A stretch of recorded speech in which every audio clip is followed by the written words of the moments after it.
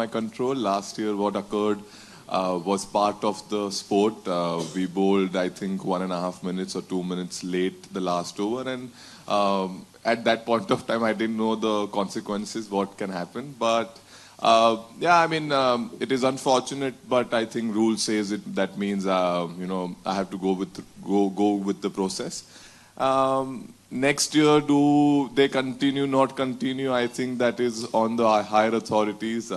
They can definitely see into it what best can be done and see how we can take it forward. Obviously, Jasprit is at the moment with NCA, so until we haven't, he just started that progress, we have to wait and see what their feedback on him. At the moment, everything's going well, but obviously it's on day-to-day basis, the progress. He's in good spirits, and hopefully he can join the team sooner. Obviously, not having him, it is a challenge. He's one of the best bowlers in the world, and he's been a fantastic pro for us for many years. But we'll have to find a way. It's an opportunity for someone else also to step up and show what they're capable of. That's how I see it. And gives us a different element of trying few different things and see what works. And it's always good in early season for us to do that. Hardik, after the high of the Champions Trophy, how do you sort of re-energize and sort of reset your button for this IPL? And is after last year's disappointing show by MI, do you sort of look to correct things there? And do you have a plan in mind how to go about it? I mean, just play good cricket. Have a lots of smile around. How do we turn around? I think the answer is by playing good cricket, being with each other at the same point of time, doing our processes right. Having those plans which coaches and all the support staff which creates, go and execute that at your best ability, and at the same point of time just enjoy. I think with this group, the kind of talent and the kind of ability is there. I think it's important that we enjoy and look forward for all the games which are coming forward. So I don't think there is a rocket science to turn around things. But definitely there will be some, some basic things which if we can tick box, I think this team will look very, very good. Hi, I have a question for each of you. I'll start with Hardik if you don't mind. Hardik, speaking about last year, it was challenging obviously for the team, more possibly for you individually, dealing with everything. How much would the fact that whatever you and the boys in other blue have achieved in the last 10 months, how much would it help you and the group as such at the start of the season? Massive, I think. Playing for India has been always prideful. It has always been the number one priority. And I think winning 2 ICC trophies for India is something which is very close to all of our heart. And there is a lot of joy. So I think that joy will carry forward into IPL as well, and we'll look forward to take up this challenge as well, where MI has not got 4 years. Last 4 years has been dry. So the challenge and the excitement part is that we can go for it with all joyness and at the same point of time all togetherness. That's what exactly we are communicated, and at the same point of time all are in the same line. Thanks. Mahela, on the similar lines, the core group kind of remains the same.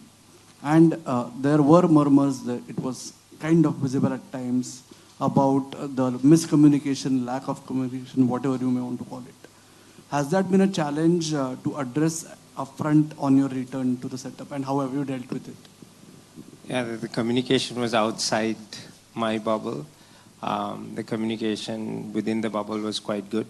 And even though I wasn't the head coach, I was part of the main setup, so I knew what was happening. It was important for us to get together. We pride on our core group.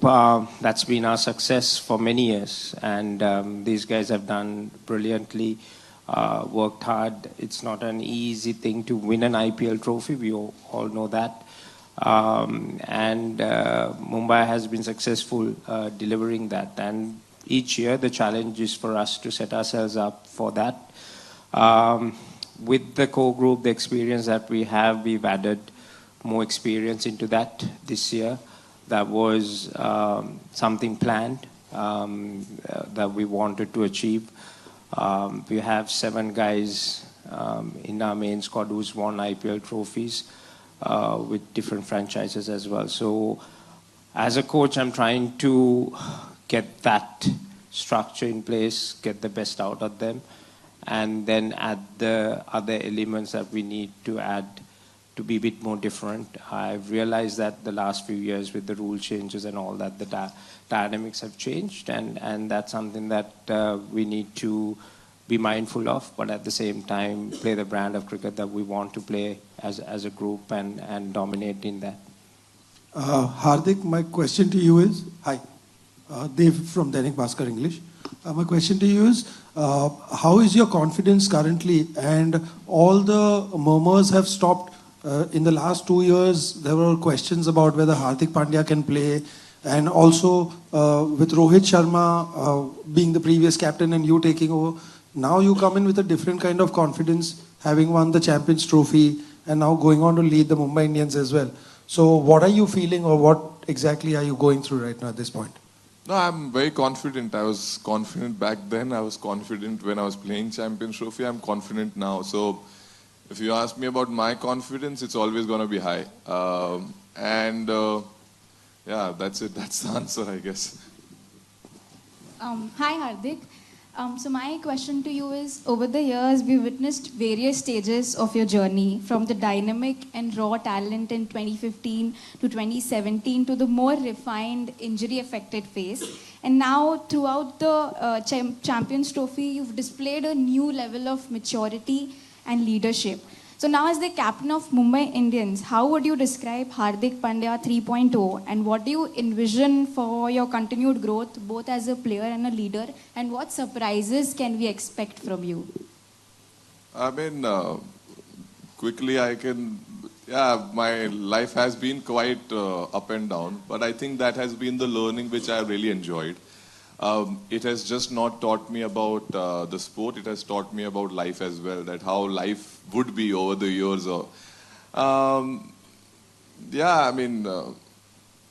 This year it's a fresh year, 366 days. As he mentioned, a lot of things have changed, a lot of love and joy, and a lot of things are added. So, 3.0 would be, every year I think it has become a 0.0 added, but this year it will be same. There will be always passion, there will be always grit, there will be always challenges, which I love. And I think for me, the crucial part would be to, make sure that the challenges are not the way how they've been thrown at me, but to my boys, if the challenges are thrown, how I can help them and, fight their way out. So for me, this year, the challenges and the excitement part is that how can I add more value to all the players who are there. And my journey will keep continue. I'm here. Hardik, this is about captaincy. I asked Rohit also last season after IPL last year. He played in Mumbai under you, and then he became the captain of India team. So in your situation, how do you look at it? You played under Rohit and Surya, and there is also Bumrah who became India captain. How do you see the situation? Is it thrice over? And secondly, just want to ask you about your no-look uppercut, which is quite a big spectacle. What is the secret behind confidence and self-poise? Sir, the captaincy part is that I'm lucky that I have 3 captains who are playing with me. So it adds more and more experience for me that if I required help, I know that there are 3 different minds who have led India for different formats, and with so many years of experience can be always there and they can put the arm around my shoulder and always be there for help. So I look at it that way. Now coming back to on the shot, I think that is, sir, more reactive shot. I think that would have not happened if the bowler would have not seen and showed me the expression that, yeah, it's gone for a boundary. When I played the shot, I looked at the bowler and the coach and the, bowler and the captain. They both put their head down and they were running, going back. So I knew it has gone for the boundary. So the confidence, it's from the practice, but maybe the execution came on the heat of the moment where I played the shot, they reacted like that. Then I like, yeah, I don't need to look if it's fine. So yeah, that's it. Yeah.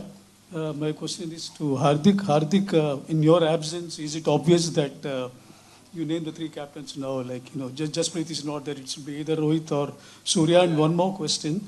Corbin Bosch, what made MI think to go for him, an all-rounder like him? He played Lizard Williams in the team. Is it because he brings in a lot of experience, 86 match, T20 experience? First match captaincy. Yeah. Surya obviously, leads India as well. When I'm not there, he's the ideal choice in this format and exciting one as well. So yeah, that. And the second question was, sorry, sir. Corbin Bosch. Corbin Bosch. Oh, very exciting. We had to make a change. Williams was not available, so and Corbin has been playing for MI South Africa and he's been doing fantastic. So when we looked at his stats, when we looked at his potential, we didn't really had to think much. He was more likely to come and join us, and which is here. He's very exciting talent, and we look forward to having him.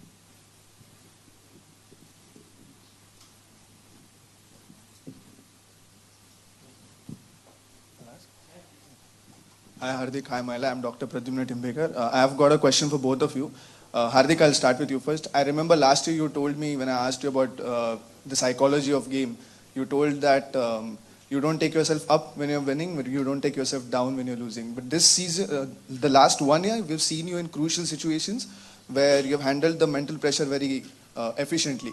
How well do you want to develop on that this season, and what lessons would you like to take from that when dealing with high pressure situations? And coach, if I can ask one question to you, you've won big games as a player, you won big games as a coach. What is the coaching transition that you've brought in to make sure that you lead a pack of people to multiple trophies at a single time? I think for me, learning is everyday process. I think that is somewhere been very instrumental part of my life, that if you want to become better, in every part, not just cricket, just human, communication skills to, anything, you need a constant improvement. And that's have been something with me forever. And now also, as you said, I was able to deal with a lot of things better. Maybe the next learning for me is that even how can I deal even better than what I did already. So I look at it that way, that all the challenges which came were my lessons. Now there will be more lessons also coming forward. How do I take it and how do I stay strong? And what are the good parts I can take out of it is my challenge. And at the same point of time, always the mindset to learn. I think quickly on my question, I think creating a winning mentality is important. That toughness. I've been able to win trophies as a player, but I've gone past that. For me, it's about my learnings, but the new generation also has evolved. The game has evolved. Every day for me is to learn how I can push these guys better, to motivate them to be more successful. The younger guys to understand what that means, and challenge them in their thinking capacity. I think the biggest thing is to try and create intelligence around the game, because the game's evolving, moving at a faster pace. So if I can help them to be intelligent, making better decisions out there in the middle and being aggressive, playing fearless cricket, I think that's like winning half the battle. Hi, Hardik. Firstly, have you heard officially if you have to miss the first game? And secondly, a question for both of you, that after the kind of season you had last year, what are the biggest challenges you think you will have to face this time to try and make the playoffs? Yeah, we've been officially communicated that he has to miss. So, like Hardik said, Surya will lead the team, and we're looking forward to that. Yeah, last season threw us some challenges, but it's been a big auction, and a lot of changes has happened. With that, we got a fresh canvas to start and paint our destiny. We have the core group with us who's got the experience, who knows what the culture is, how we need to play and how we need to win. And with the new group of guys, which includes some of the old faces coming back, like Trent, which was a big part in our success in 2020. So for us, it's about putting this puzzle together, making sure that we gel well as a group, understanding our strengths, and have a good start. I was reminded a few days ago that we haven't won our first game since 2012. So both of us, including Surya, who's going to lead us, has a big challenge ahead of us to try and overcome that. And then after that, we look forward to the season. Hi, Hardik. If you could just take us through about the bowling group that's for the season, and what does the return of Trent Boult to the side means for MI after last couple of seasons? See, the bowling group, I'll tell you, the plans were very clear to get a lot of experience in it. Because Wankhede can be sometimes very unforgiving to the bowlers, the kind of track which we play in. So it was very, very important to bring in experience who have played from Mitch to Trent. As you mentioned, Trent was very, very important for us. Deepak, all our experienced individuals, Boom, myself, or any Mujib, to all even youngsters who have played a lot of cricket.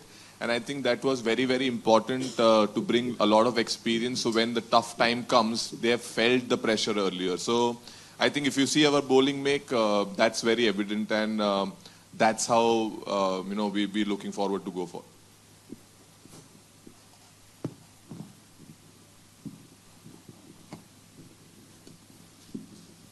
Yeah, hi. I'm from India Times, Karen. We saw the auction how they went and shook hands with RCB when we got Will Jacks. So I want to know, barring the core team, what are the three players, if you would say, that it be the key for MI this year? I didn't see the shaking of hands, but for me, it's tough still to define exactly which route are we going to take. Being very honest, especially with Booms not being in that starting 11 and then Hardik missing out the first game. So I have few ideas around my head, and I've had chats with HP on that and the core group as well. Had a really good chat with Ro, what kind of, how we want to approach. Once I get to Chennai, I'll have a good look at the wicket and then see what our best combination will be with the 3 overseas, 4 overseas, how I want to set up. But that's the beauty about IPL.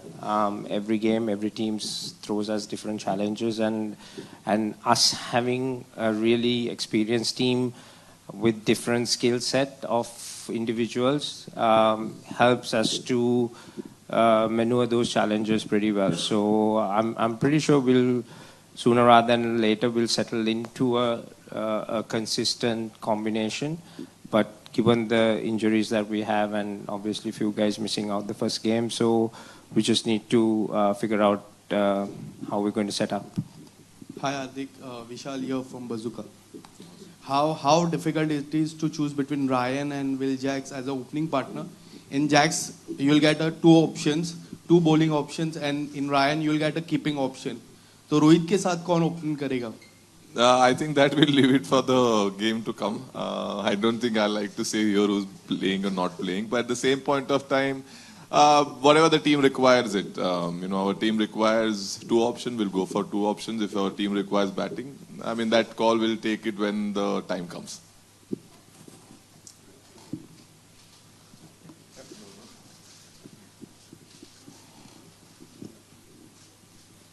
Yeah, my question is to Mahela. Well, in the last year, India went to South Africa under Surya. They thrashed them, and this year also in England. Have you seen anything, noticed anything different the way they approach the batting? Someone like, something different than people normally do in T20, going after the ball in the power play. Somebody like Abhishek Sharma stepping out Jafra Archer. Do you think something different happening in the Indian boys, the team actually? The way they play, Tilak Verma, everything. Well, I think I'm sure there was an approach, but I wasn't in that dressing room to know exactly what the planning was. But like I said, when you have skill sets and players playing a certain brand, and given the opposition how they want to take control, bilateral series, it's one way of, setting. How would I say, setting a standard up front and say, this is the way I want to play that bilateral series and put the opposition under pressure. And I was watching that and it looked great. And India definitely battered South Africa out of that tournament. So, yeah, it was great to see that. But I guess it's something that you need to probably ask Gauti and the leadership group in that team who would have come up with that plan. Hardik, would you like to answer the question? I think, sir, it's fearlessness at the same point of time, freedom. This two combination, when it's combined, there's something magical keeps happening. That's where you see. I don't think I would have stepped out to Jofra Archer with the power play and hit him over the cover, but that's the youth. At once upon a time, I used to be a young lad when he was 21. Nowadays, people who are 21, 22, 23, which are the names which you mentioned, they are even more fearless, more exciting talents to watch out for. And just go and play. And I think that is the reason they do. We don't tell them to step out, not step out. Just give them the freedom. They pick their best options. Will you encourage that to happen in your team now? Absolutely. Go and punch them. No problem.